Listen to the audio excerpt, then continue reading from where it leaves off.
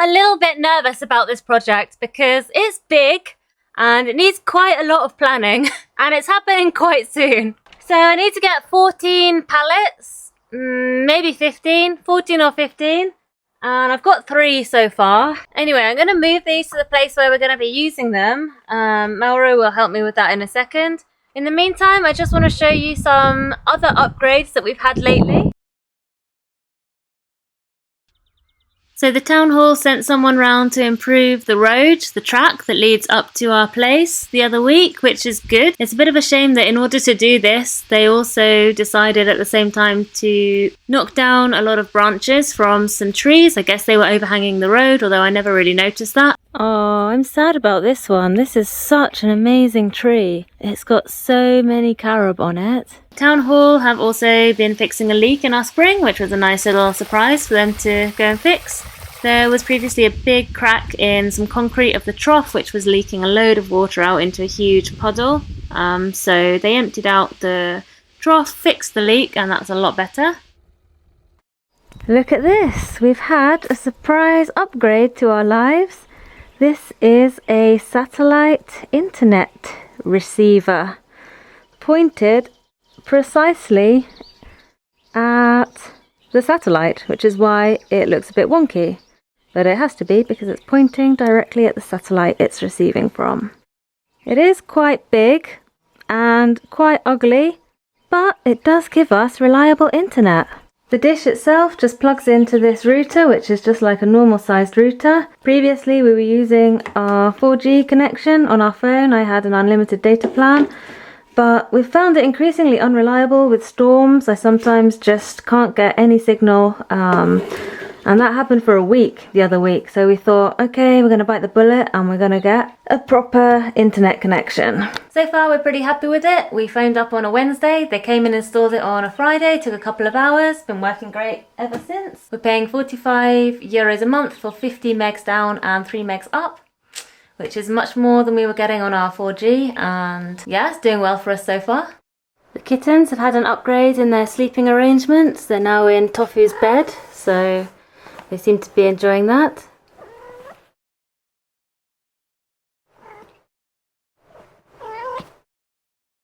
So we've had some work done on our electrics. We've got a light in the kitchen and a plug socket. Look at this, it lights up. Obviously we'll change the light for something more attractive at some point, but this is a huge improvement. We've also got a light in our bathroom. This makes a huge difference because we did previously have no light in here at all, which was a little bit annoying. We had a little lantern hung from the window. In fact, I think it's still there. Yep, okay, so I can take that somewhere else now. That's no longer needed. A little battery powered, slightly broken lantern. So yeah, little by little we are wiring in our electrics kind of room by room. We hire our friend who is an electrician to do this work for us, kind of one day at a time. So this is where we're at the moment. We have power coming into this wall of our kitchen as well. On the other side of that wall is the bathroom where I was a second ago, and we've got cables coming in for a plug. We've got a plug socket down here, and we can have a light above the sink as well. So I need to figure out what I'm doing with this kitchen in general. Like the walls are probably in need of another layer of plaster. This whole sink area is pretty ugly and we need to figure out what we're doing with that. I think I'd like to close in and put proper windows and stuff in here and a proper door in here because it's just all open at the moment, and although we're not really worried about security, you know, in theory anyone could wander in and snoop around or take anything that took their fancy. if they wanted to. And it's just impractical to move all of our kitchen stuff inside, you know, things like blenders and, well, we've got a strimmer there in the corner. Just we can't just keep moving things inside when we go away for a day or so. So yeah, I think maybe next year closing all this up will be on the agenda. We've also got a light in our pantry, or this probably won't actually end up being a pantry because this roof here is the terrace. The terrace gets really hot when the sun shines on it, and you can actually feel like this roof is like radiating heat. So this probably isn't the best place for a pantry, but it is where we've got a few kitchen things at the moment. And yeah, we've also got a light, so that's a nice improvement.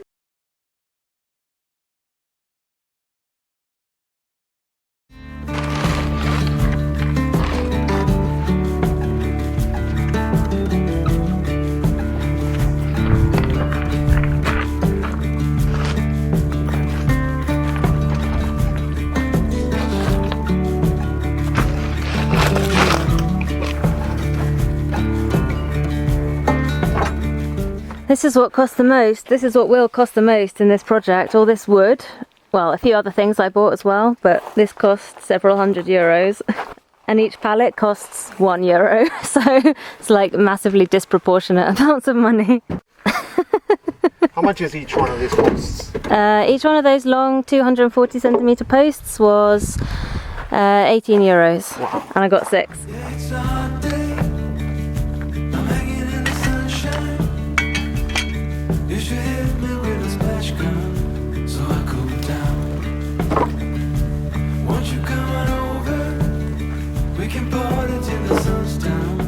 So there's a lot more that we need to get, namely a lot more pallets, but we've got a good start here. I'm feeling a bit more confident about being able to do this. Lots of bolts and things. Yeah, we need to just keep collecting materials over the next couple of weeks, I think.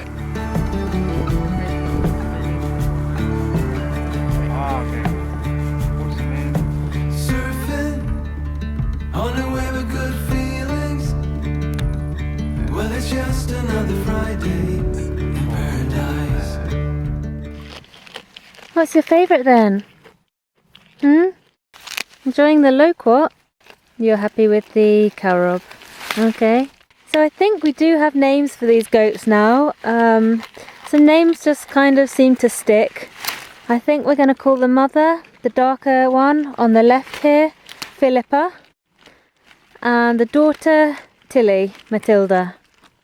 Not sure where those names come from, but they just seemed right for these two goats.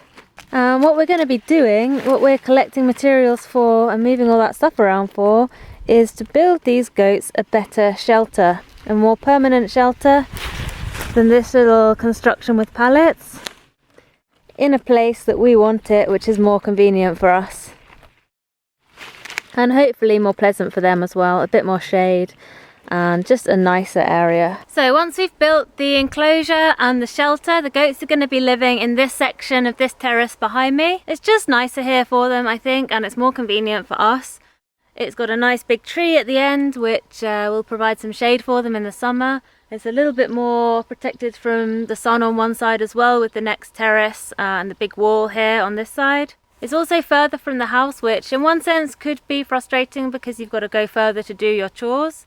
But it also frees up a patch of land that we had actually earmarked for putting a greenhouse, or well, a polytunnel, quite a big structure on, which we really wanted to be close to the house and close to our main growing areas, and I think that's probably more important that that goes there. It's also not irrigated, this terrace, so we're not losing like prime irrigated field space. We're going to be building their shelter using a technique called pallet and cob. So we know a bit about cobbing, we've done it a few times before.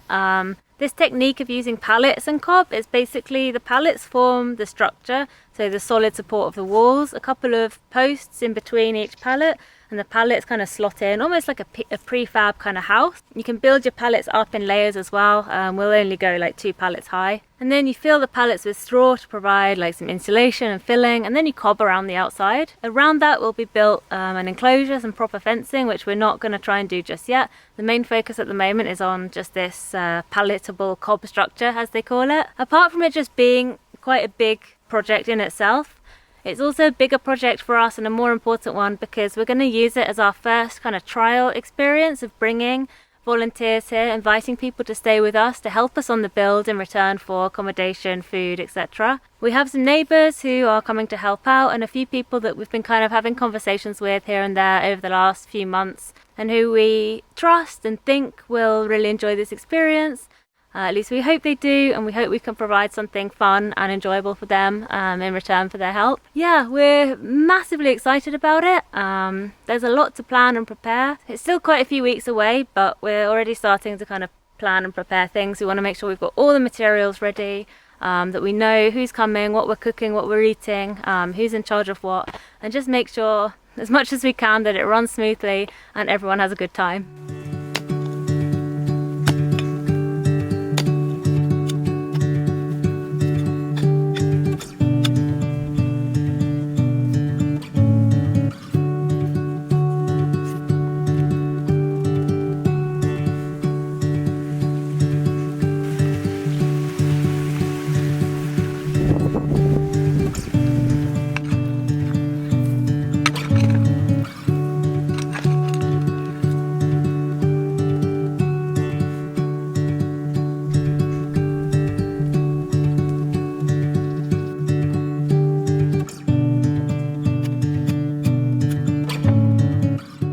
So we had a couple of inches of rain last night, which means the ground is lovely and soft. So I thought I would take this chance to try and dig some of the holes that we're going to need to sink the posts into the ground. This is something I wanted to do before the weekend anyway, because we're going to be setting the posts in concrete and it's going to slow everyone down if we have to wait for the concrete to dry. So we definitely want to do that beforehand. But I thought today could be a good day to try and dig some of these holes.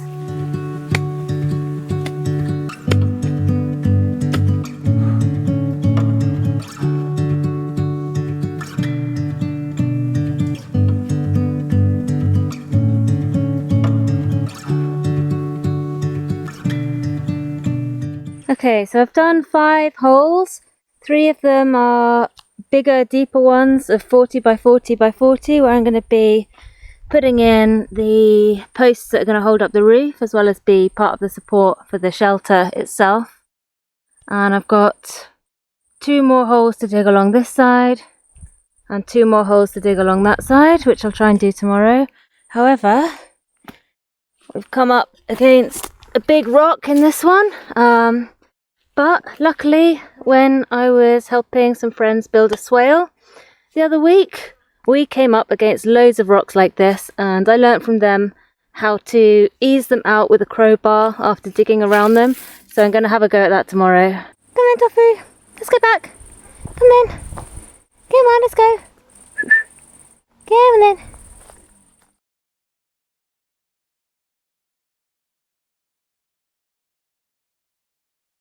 Good morning. I'm just going to let the chickens out. Yesterday was a complete write-off. I didn't do anything. I had had my booster jab the day before, which I need for travelling, and it really hit me. So yesterday, yeah, I did not dig any holes or do anything remotely physical. But today is our work share group day and people are coming to ours, so that's really handy. I think they're going to be able to help me get the last of the holes dug and get the posts in the ground. Okay, here we are. Good morning, chickies. Are you ready? Who's going to be first? It's Ozzy. And who's next? Come on. Who's next? Will she, won't she? Come on. Come on, Eggy Pop.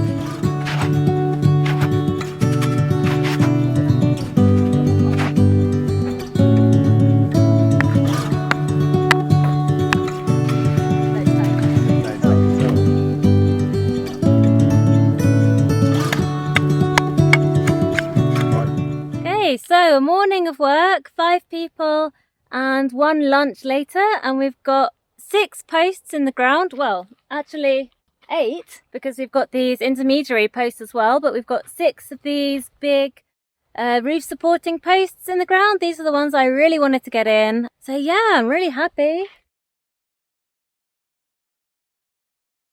I found 6 more pallets here, which I need to move down to the area where we're working.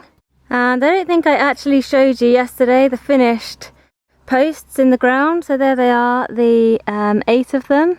And we found this thing in the ruin, which we were using yesterday to mix the cement. This is what it's actually for, I think, for mixing cement. And it is so good. It's so easy to mix a large quantity. I actually think the ruin is maybe a treasure trove of useful things like this, which I just haven't really been brave enough to investigate yet.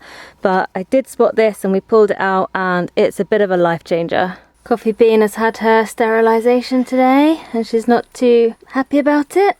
3 kittens too late, but it's done. I need to try and get a collar on her now, one of those lampshade collar things. Oh dear.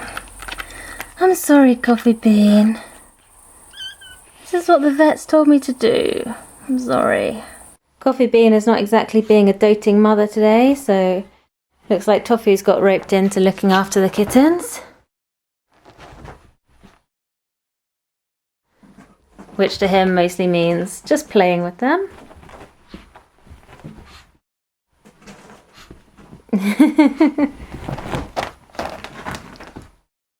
But they're much better at escaping than he is. Hey? So it is a nice cool day today, so I'm just going to take the opportunity to pop round in the garden and do a few things. One thing I've been meaning to do for ages is harvest this gherkin, which I let get really big on purpose and yellow, because at this point it's good for seeds. I wanted to get the seeds out of it because I really wanted to grow a lot of gherkin, but only one seed that I sowed kind of germinated and did well enough to plant out, and that was all the seeds I had. So I really wanted to try and harvest a big one early enough in the year to get another set of seeds going for this year. So I'll see if I can get the seeds out of this. See, there's some more coming on here, but I think because there was one that was super ripe and kind of developing, it wasn't putting energy into the other one. So hopefully now that one's removed, some of these will either develop more or it'll start producing more flowers again. I'm also harvesting the rest of the garlic scapes. Again, this is to try and encourage the garlic to put more energy into producing the biggest bulbs they can rather than in the flower heads. There's loads of things to do with these, so I've got no worries about having lots of them that I need to use.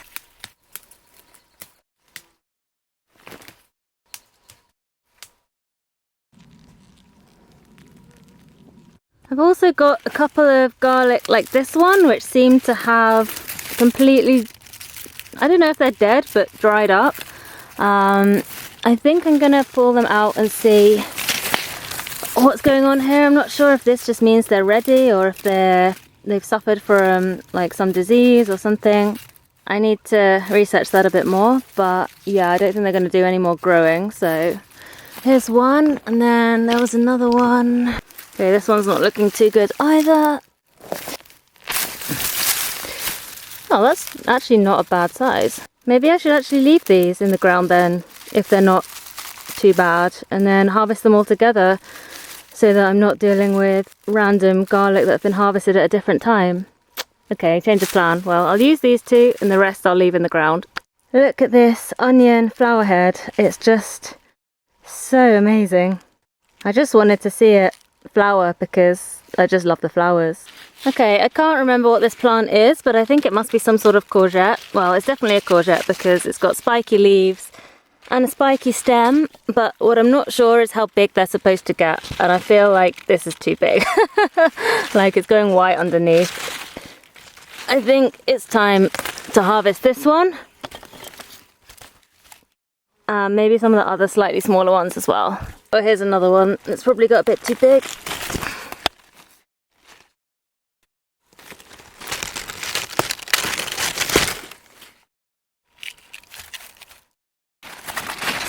Oh, You're too big as well. God, what am I going to do with this?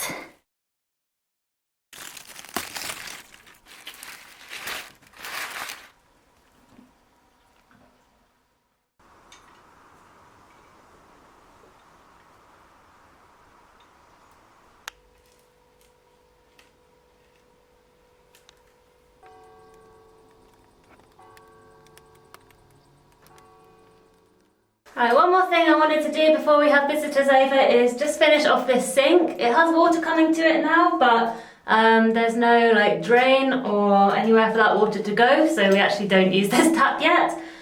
All I need to do is put this drain piece thing, plug hole, in the plug hole. This is like a universal one, so it should fit any sink or basin basically, and I just need to put that like that. It comes with multiple different lengths of these screws which go down the middle, so it adapts to basins which have different thicknesses. I don't think I need to change the screw on this one. Okay, so I actually do need to put the long screw in, but that's fine. Okay, the long screw goes in there. Okay, and then we have the drain piece itself, which is going to just attach here. Okay, that's connected, and then we've got this little extension tube which just feeds into a bucket. I'm not particularly confident about this universal connector. It feels like it's just not like wide enough, and part of the washer just wants to disappear up into the hole in the sink.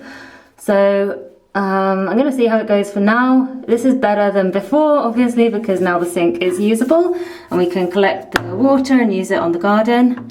But I might have to replace this at some point.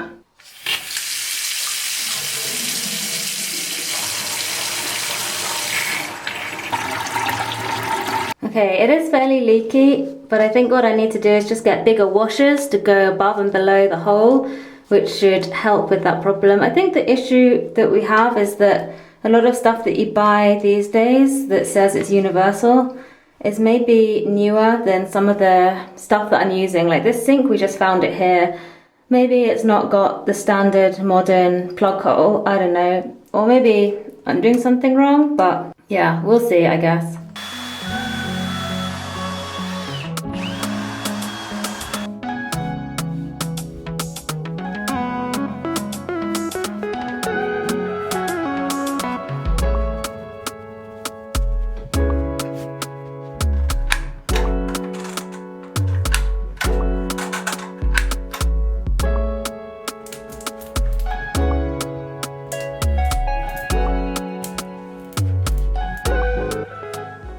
So yeah, I just wanted to add these little handles to help people lift up these hatches, and one on this one as well.